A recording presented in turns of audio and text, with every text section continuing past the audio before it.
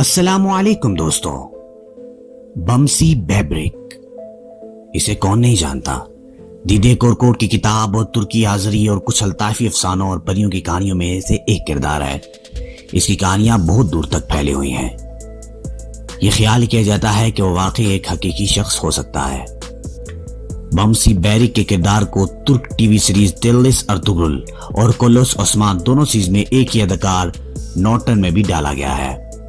Broke अक्साक ने ओगोज तुर्कों में तजर्बाकार मोहब्बत के बारे में अपनी एक फिल्म बमसी बैरिक का नाम भी दिया।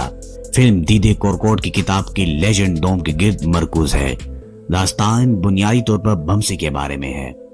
आपको ये बात याद रहे कि दिल्लिस अर्तुगरुल में बमसी बैरिक का किरदार डाला गया है, ना कि वो तारीखी था। बमसी बैरिक स्लोर काजान का बेहतरीन दोस्त था, जो कहानियों का मरकजी किरदार था।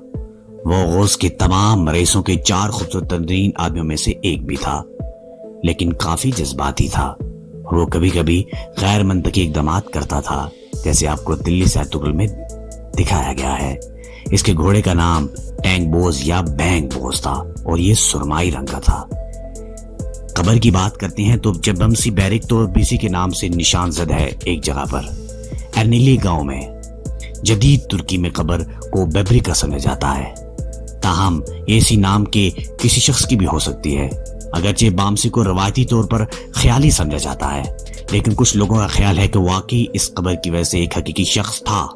दीदे कोरकोट की कबर व्लॉग में बताया जाता है कि बमसी बैबरिक की कबर दीदे कोरकोट तुर्की में मौजूद है। लेकिन एक बात फिर याद कराना चलूं कि बमसी बैरिक का किरदार दिल्लिस अर्तुगरुल में ऐड किया गया है, ना कि तारीखी किरदार था।